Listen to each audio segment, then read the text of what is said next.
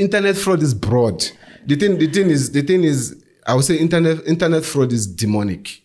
It's very demonic, and people don't see it that way because it's not just Nigerians that do these things. So the guys that do Yahoo, that's the kind of life they live. They smoke weed, they drink, and during the day they don't work because in Yahoo, most of them they work at night. What made me wanted to do that Yahoo thing? This guy would just take $5,000, buy us weed, say let's go eat Nigerian food, then we'll go to the street. Then it takes $50. So in Sunnyside, there are always beggars on the street there on the Celia's Road or something. So this guy just takes 50 rand, start giving to every beggar. Pa, pa, pa, pa. I was like, wow. So this guy makes money like this. He'll give all the beggars like maybe 500 rands. Pa, pa, pa, pa, pa, pa. Like it's nothing. Like, hey, so I was like, wow, this life. So I started to look up to those guys as mentors. To say, no, man, they're like, guys, you have to do fraud, man. You have to do this thing. You have to sacrifice, man. This thing is not, these guys, because you see these guys driving big cars and you see these guys buying houses and you realize, is it that easy?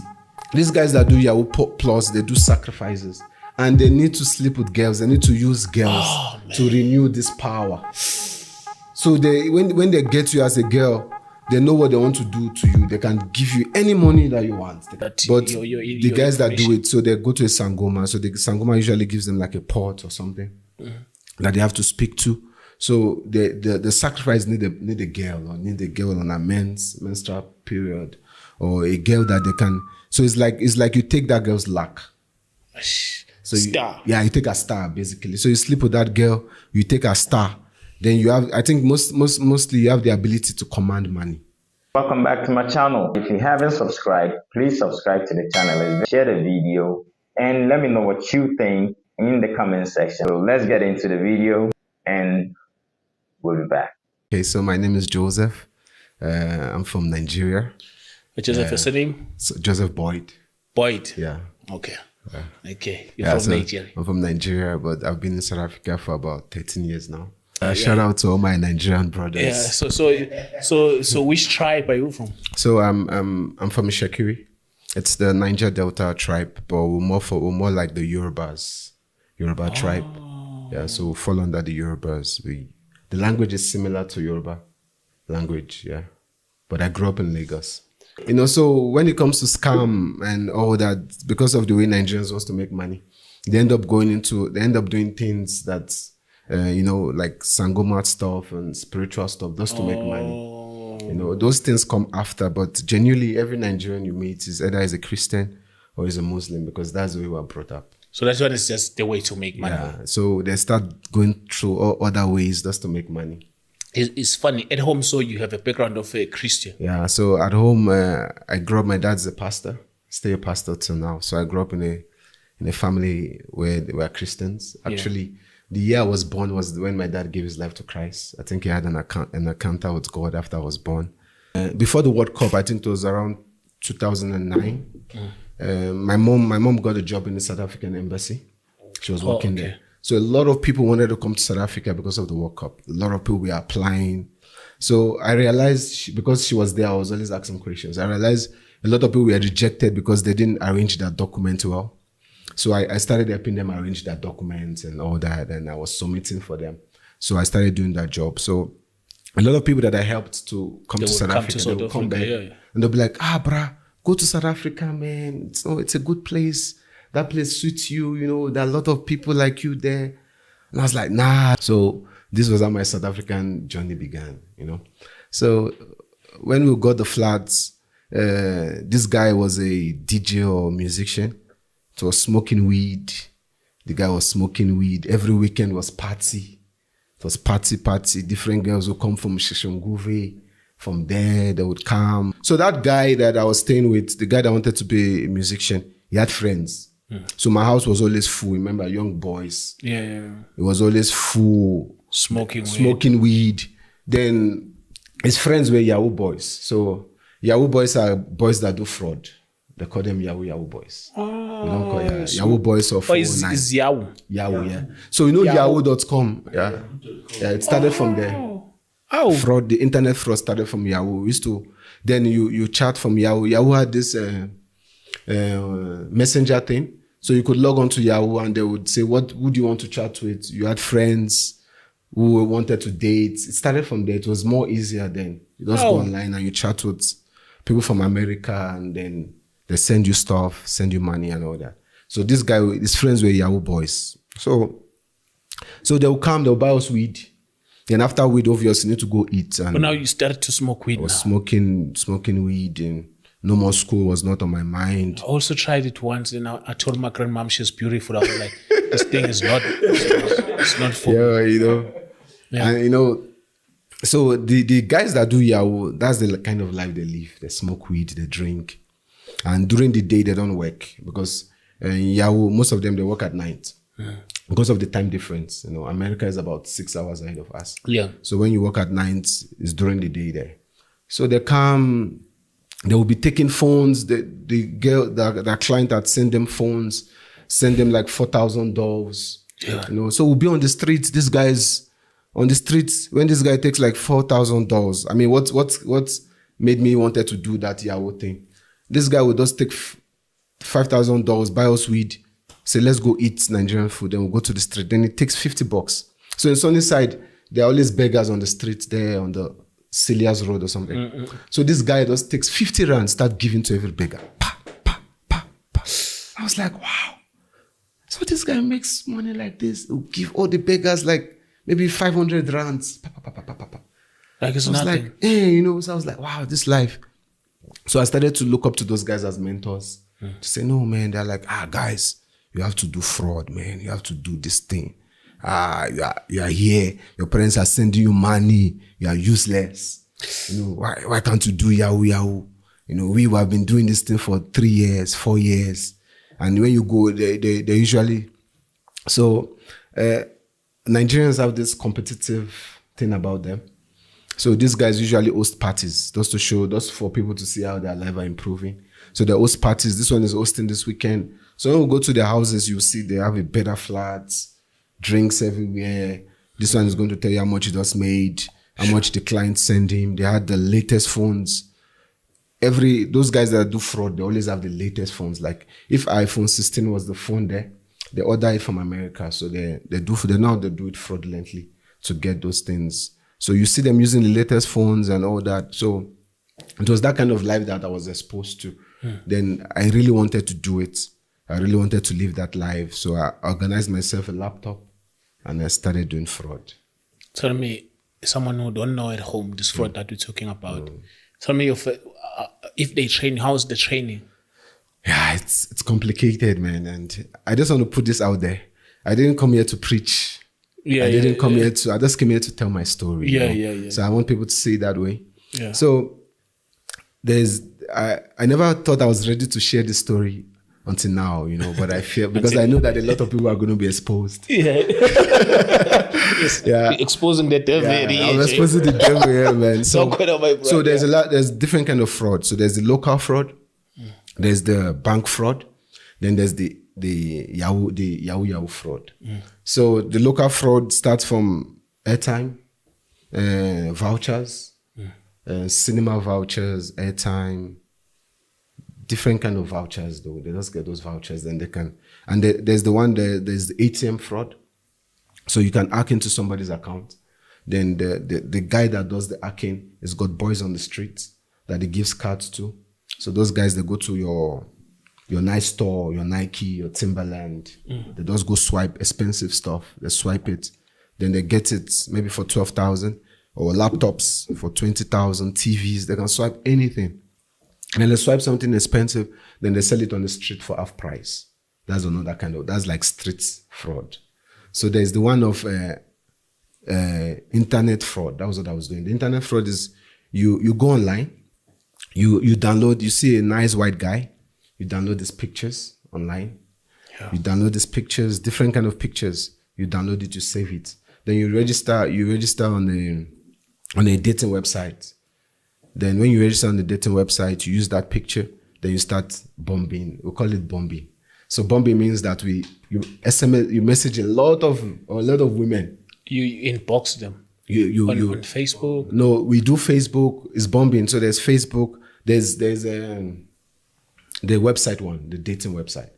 So the dating website is where you really get clients, where you can really get What is it? Tinder. Tinder. I've forgotten the names, man, because it's been a while. There was Uganda knows. Uganda still have Tinder. there were some sites then that were trending then, and it was very difficult to get in. If you could get in, so what we do, brah, it's like witchcrafts. You're lying, bro. I'll tell you, it's like witchcraft. So we don't sleep during the day. We are sleeping. Most Nigerians they sleep. Most young boys they sleep during the day. Once it's 12, because I know them. When you just go online from like 11, you see all of them. They're coming online. They're coming online. They're coming online. They're coming online. They are there. Then you bomb those people. So when you bomb those people, you message those clients. You know, mostly vulnerable women that are vulnerable. How do you see that the woman is vulnerable? Yeah, so then one thing they used to tell you, if you see a white woman that has a pet, she's a good client.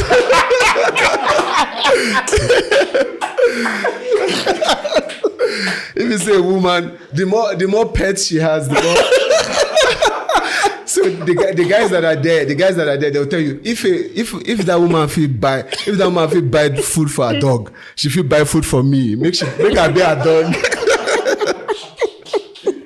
If she feel take care of 2 dogs or 3 dogs, she go take care of me. So, She can afford. yeah, she can take care of me. So it's what they tell you. They tell you, no, bruh, if you can get a woman with a dog or a cat, she's a good client. She's gonna take care of you, because if she doesn't have a husband and she's taking care of that dog, she just needs a companion that she can spend money on.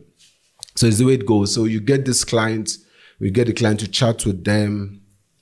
You buy them flowers, buy them chocolate. So internet fraud is broad. The thing is, I would say internet fraud is demonic. It's not something, and that's why I want to share my testimony and how God delivered me. It's very demonic, and people don't see it that way, because it's not just Nigerians that do these things. Asians do it. There are hackers that steal people's cards, then they sell it online. Somebody can steal someone's card that has like $1,000 and sell it to you for like $50. Then it tells you this card, when they sell it to you online. So we fraud guys, we know each other. Online, we connect. It's like a community on its own. We know each other. So let me say I've got a client now, 3 or 4. So I buy those cards online. Then I go. I have to make sure my IP is okay. I use an American IP. The IP address is whereby if they try to search you online, they think you're in America or you're in Los Angeles or something. It shows them that address. So there are a lot of things there. So we have to change your IP, your VPN. You change it. Then you go to that website, then you buy maybe flowers and chocolates, then you send it to her. So immediately you send it to her, she believes you are real now, because she's getting flowers. And white people love flowers. And white people love flowers, and she get flowers. And at first, when you start the Yahoo thing, most people that are into it, a client just needs you to call her. I say, hello baby, how are you? I like your voice. And it's what they always tell you. They'll be like, I like your voice. You sound nice. Some will be like, no, you sound African. You sound like, no, I've been in Africa. Or that. Immediately the client hears your voice. That's it. She believes you. Then the reason why because this fraudulent thing is a community. At first, you just need an address. Like, it's a community. You need an address. Then you go into banking details of the client. So if the client can give you an address, you send her flowers. Then you begin to use the address for fraud. So other people also can send something to her address. Also, maybe somebody wants to buy a phone. He doesn't know where to send it to. You can give that person your client's address. Then they send it there. Then when the client, because she trusts you, she sends it to South Africa. Then you and that guy, you split.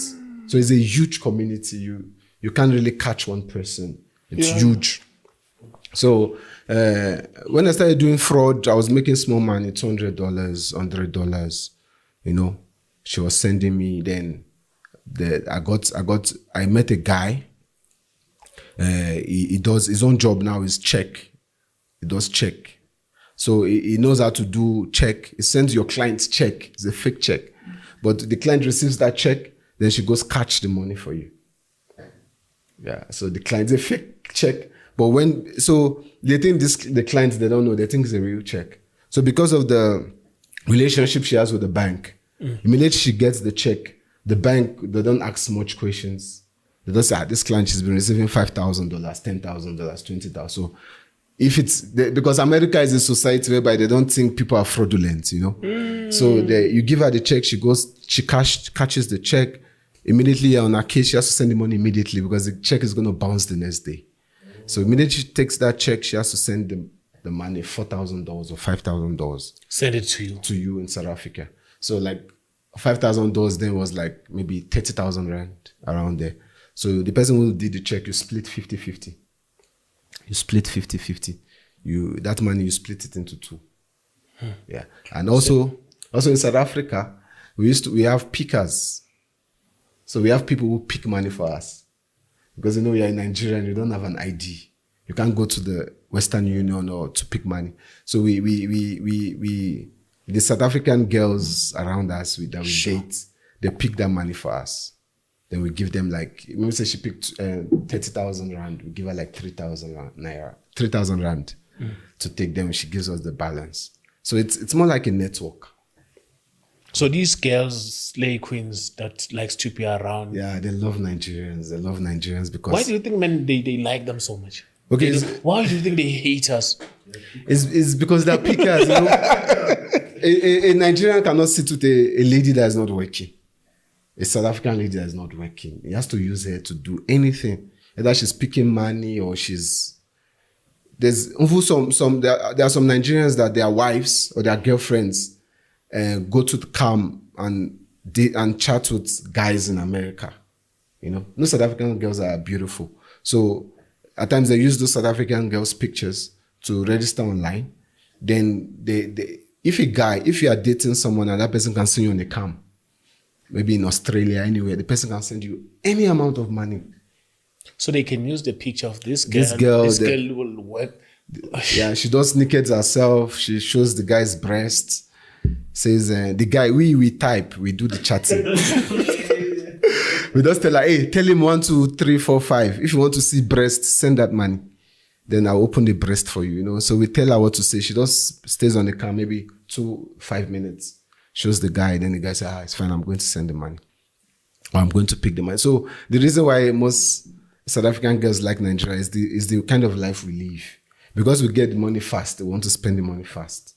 So if I'm dating a girl, maybe I'm staying in a 3-bedroom, then one guy stays in a room, we all have girlfriends, we smoke, we drink, then at night we go to clubs, we eat McDonald's, that kind of life. And it's what girls like because they don't have to do anything. Because here in the hood, we give them quarters and they don't like it. You see? So for us to keep them on our side, we have to give them what they want, We have to give them those. But there's no good intentions. No, there's no good intentions.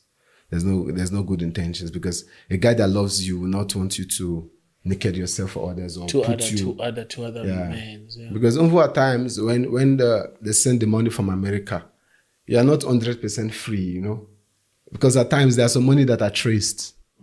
A client might be speaking to the police and you don't know. And immediately you go and pick that money, the police can just grab you immediately there. So the guy doesn't go inside with you, he stays somewhere and he watches. Then when he sees that nobody's there, then he shows up. So it's not. So that's another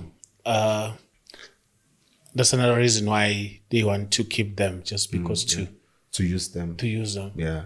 Man, that's sad, man. That's as you said, that's demonic. It's demonic, yeah. But the message that you can tell the South African girls, because they think, when I go to Nigeria, I'm gonna be rich. And it's bad, man. That one of the reasons why I had to leave Yahoo, which is fraud, was because at first it does start with you. We start with your intelligence, right? Now you need to talk to the client, maybe smoke some weed to be in that level, whereby because it's a fake life. You have to imagine you have to lie to somebody. You're an engineer. You are in the mine. You tell a baby. And you have to know about the mine. Yeah, you have to. You live that life for so long that you think is you. You become proud. You think you're a real engineer. You become proud because you are chatting with like 6 ladies that says, hey, honey, hey, go send the money now. Go send that money. And she sends you $5,000 and you think you are there, You It's like the Bible says, by deceiving others, you yourself, you are deceived. So you live that life for so long that you think you are that person. So the thing that Nigerians do, or these guys that are into this, and Ghanaians do it, some people do it, even some South Africans are introduced into it. So the thing is, now it starts like that.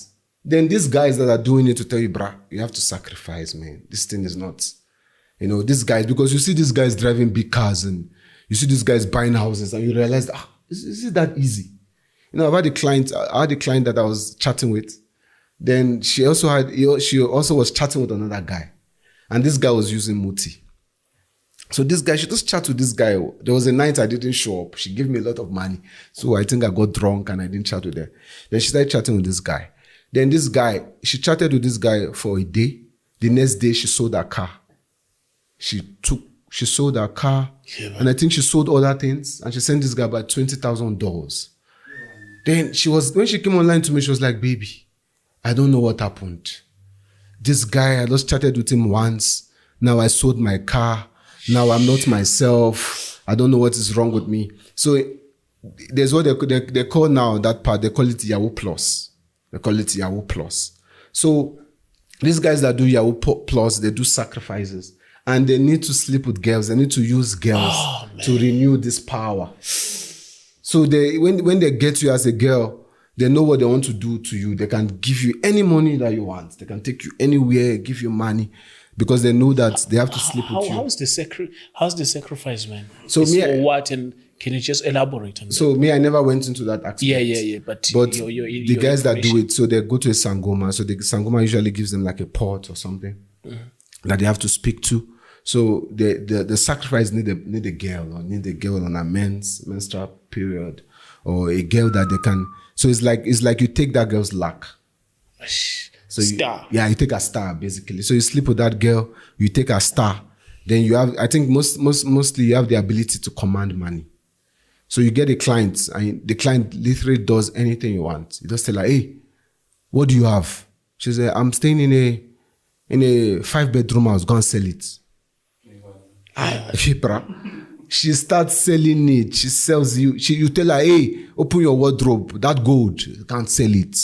She does everything. She sends you that money. Even some clients after they have been used that way, they don't recover. Either they die or they go crazy. Some people after that incident, their family don't want to have anything to do with them. So it's where that Yahoo leads to. And it's what most young boys, and it's why I want to share this testimony, is what they are being led to do now. So they have to sacrifice, they have to use people, and also many people lose lives at the end of the day. Yeah. I've over when I was doing fraud, I've met some guys, just to show you that everything about that fraud life is fake. So over myself, I bought a car. Yeah. So I bought a car. After a week, the engine was knocked. The engine was knocked, literally just knocked. So the car just stopped working. It wasn't working. I just drove the car for a week, man. It wasn't working, nothing. And I've even met some guys that they made money. They bought a car. There was a friend of mine that bought a car. So we bought a car. So when they buy the car, you have to call your friends to say, yeah. So we always say this thing like, who is hot? We always ask ourselves, who is hot? They say, that guy is the one that is hot. He's the one making money. So he calls us to say, let's go drink, man. Then this guy bought the car, we'll go drink, finish drinking. He goes down to the club. The car was gone. Like gone. He was looking for the car. The car was gone. I've met guys that bought car through fraud. They drove it after a few days right off. So it's a life that no money is sustained. It's just a fake life. Yeah, it's just a fake life. You can't really sustain that wealth. You think you are making money, but the money is just circulating. You can't really keep it. You can't really be productive with it. Yeah. And you always want to do bad things about it. Go to the club. It's the life of going to the club to show off, to let people know you are making money. Then you buy a car. You can't even start a business. I mean, I used to get money like at times 40,000 rand, 80,000 rand. But, I couldn't see what I was doing with it. After a month, I'm so broke. so dry that I didn't even have food in the fridge. Sure. Yeah, a month is too much, like 2 weeks. It was so bad that there was no fridge. Because these people maybe are crying. You know, you can't really enjoy. There was a lady, and this was before I got married. There was a lady that I defrauded. She sent me a lot of money. Then she said, you know, if you were just honest to me and you just told me you needed money for something, I'm sure the money I'd sent now, you would have built a house with it. She told me that, you know. And I thought about it. I was like, phew. Okay, thank God I got married with some of that money. But I literally didn't have anything that I could say I did with that money. Nothing. Just TV, PlayStation. Nothing. You know, nothing I could say I achieved with that money. And I wanted more. Wanted more. Oh, bro, this information is amazing, man. Because it's an eye-opener to someone who's watching at home. Yeah. Because people, they think like, hey, these people are living cool, but they don't know the actually thing that is happening. Behind the scene, that you have to go and sacrifice, have to do this, and you end up not being you. Being yourself, man. I've lost a lot of brothers in this game, man. There was a friend of mine. He was more like a mentor then. You know, he did sacrifice. He came out. Then he told me then that, hey, I did sacrifice with this client. That client, about 3 of them or 2 of them died. I know I'm the one who caused it. How do you do sacrifice with the client? I think they give the clients the Sangoma's picture. They give the Sangomas the client's pictures, the client's name. So those Sangomas, I don't know, they just do their thing so that you can control her. And at times they give you condition.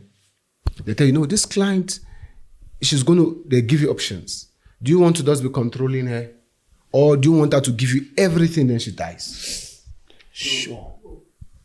Do they go to South African Sangomas? Nah, they've got their Nigerian Sangomas that they deal with, Nigerian Sangomas, they do magic, not this thing of play. I've seen in the movies. They got like really magic. Yeah. All you just have to do is just send the Sangoma the client's picture and the client's name, then it just does the rest. Yeah. So they say they want the client to give money. Yeah. So it gives you option. So if you want to get the money quickly, maybe you want her to sell the house or sell the car and just go crazy. Then maybe they tell you 3 days. I mean, there are people that are deeper than me that knows more. But this was some of the information that I had. Yeah. And this guy actually is dead right now. He was arrested. He was doing the local scam. It was him that taught me most of the things, how to get vouchers. Then he got arrested. They didn't want to release him because, like I said, there are guys that are on the streets. Then there are guys with the laptops. So the guys on the laptops, you will never see them because they're always on the laptop.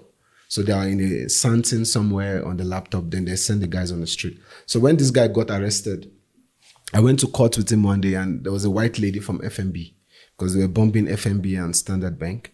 So this lady said, this guy cannot be released because this guy is 1 in a million. You don't find these guys on the street. This guy we have to keep. So they arrested him. He was in South Africa jail for about 5 years. He went back home. We tried to preach to him. He came back to South Africa.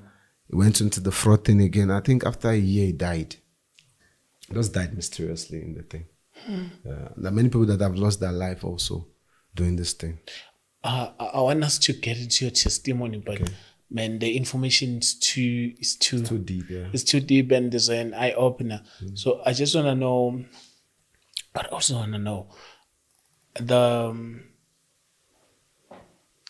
this scam of the cards where you have like we find people have a box of bank cards. Yeah. How did it work? How is it works? That's the local scam now. So these guys they scam people accounts. So then because let me say that they scam your Capitec and they say like, okay, Chris got like 10K. So it's either they transfer that money to a South African that they say, oh, they can get, that's how they use the girls. They use the girls to open accounts. Then they can transfer that money to that account. Then immediately she takes it out, the account is messed up because they're going to block it. Or they put it on a card. So they can put it on a card. then you have a day to spend that money. You have to finish that money because usually banks, they usually find out after a day. Yeah. Ish, man.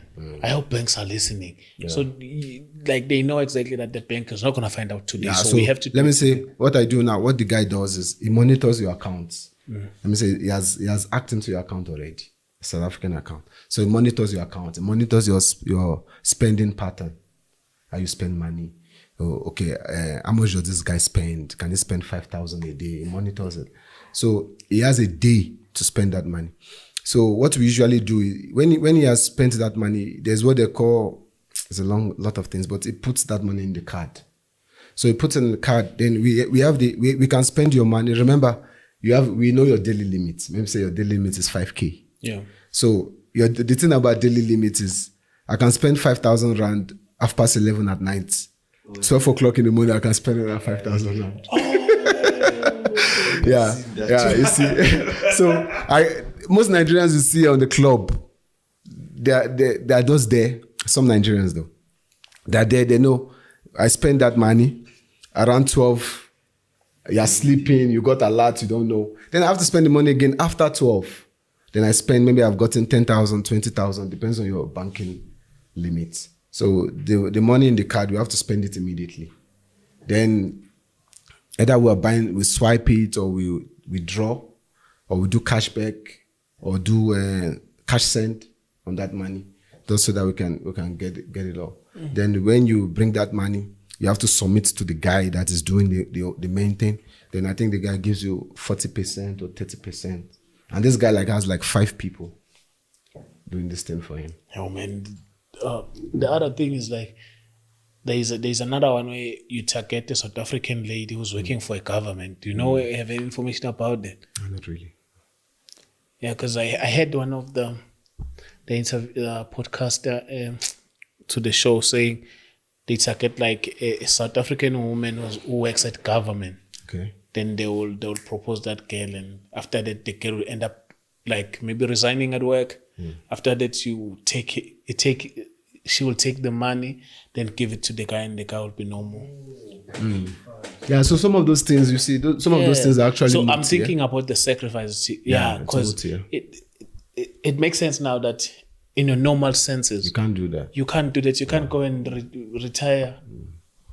Withdraw all the money, and they tell you because it's funny. They tell you how go and withdraw at the bank, and you come with the bank. So what I would advise people, mostly people that are victims, immediately someone starts speaking to you about money that is not yours, don't talk to them. Don't reply their messages. Don't try to talk to them. Just block them. No man, that's because it's very important. Because once you start talking to them one day, if just replying to them to say, "How come? Is that money for me?" You're gone. You're gone. Oh, once you entertain, then you would be hooked. You are gone. Once you give them attention, remember these guys are just waiting for praise. So they have bombed 100 people. Maybe they will only get 10 response. So immediately they get that response, they're on you. They need to pay rent. They need to buy food. Then you are a victim. You have to pay. So there's this one. I'm sure most of us have seen this one. There's this one. Sometimes I receive emails. Today I'm so from Canada. Yeah. I have maybe $500,000 in Switzerland. I need you to help me out. Is that those are scams? There's Yahoo also. Those are Yahoo. Yeah, those are Yahoo. So immediately, that's why I say immediately you respond, you are gone. Sure. Yeah. So immediately you respond to those people. Then there's what they call process. They begin to take you through the process. No. Send they can tell you, the registration fee is 1,500, and they do those things to see your pocket. So that's why we call it process. They will say, no, send 500 for lawyers. No, my lawyer needs 10,000 rand. Then they begin to, before you know, you've sold your house. Sure, man. Before you know, you've sold your house, or you've sold your car, or maybe they already scammed you 40,000 rand or more. Yeah. So it's important to pray even when you're on, because online there's a lot of things. Yeah, like me, over my wife, she gets messages. I just tell her, hey, it's fraud, leave it. don't respond. Sometimes they say, no, your bank, your OTP, whatever, send us. I say, hey, block that person, don't respond. Or we've got a package for you. Don't respond because you know you don't have a package. Yeah, that's the thing. Yeah. You know you don't have a package. So the thing is, these people, they feed on greed. They feed on greed. So when they see that you're a greedy person, they don't even mind sending you. Some people will never send you money. One thing you should know about fraud people is that they will never send you money. Unlikely send you money. So there's one thing you should know about them. Like if somebody says, okay, I've got 5 million from Canada, give me your account. You think the person will send you maybe $10,000 to open an account or something. They will never send you money. They always want you to send money. Oh, Brad, okay, now we're going to go to it to still not share this. Yeah. They were kind of what they did. So I was broke, man. I was at home. So I'm thinking I'm setting my speakers and my computer online. On Facebook, not online. I said, let's say on Facebook, on Market. Then I put that, and the guy is like, okay, come on, how much is your things? I'm like, hey, you see the price, 4K. You know, it says I'll give you 5K. Yeah. I'm like, oh my God, this is what I want right now, bro. And the guy, he says, give me your account, guy. I give him the account. In 5 minutes, he sent me the proof of payment. Yeah. Your bro was so happy. But this guy is too much, man. The guys, the Uber is outside. Send it now, yeah. The Uber is outside. I'm in Joburg. Then I take my speakers, bro. I put my speakers on the Uber. Then now I'm going to take the computer. And the speed now is on the phone. It's too much on my phone. Hey, bro, where is it? But immediately I heard that is a Nigerian. I'm like, is the money real? Then I go to my laptop, man. Then because I was using my laptop. And I go to my laptop, then I check when I check this thing, bruh, it shows the date is bad. It made a mistake on the date. Yo, bruh, I went running to the Uber, taking my speakers. Then the Uber guy, what is going on? I'm like, yeah, what was speaker? Go! Get out. Then immediately, I told him, yeah, why is there money? He just laughed and he dropped the phone. Oh, bro, almost. God. Then I told my uncle that we're going to the mall now. I was happy because I got like more than what I was expected. It was 4,000. The guy's gonna give me a 5K, you know, and he did send the proof. So I was excited. Man, tell me now you decide to leave your life of fraud. What was the turning point? To leave fraud. To leave fraud and like, hey, this is it now. So it was a process. It was a long process because I'm a dreamer. I've got dreams. I know God has a plan for my life. You know. So many times I've had dreams.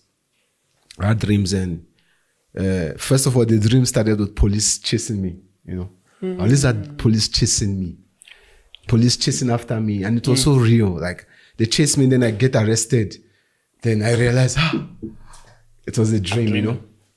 So I knew that it was just a matter of time, and I always believe I had a call on my life to preach, to do God's work.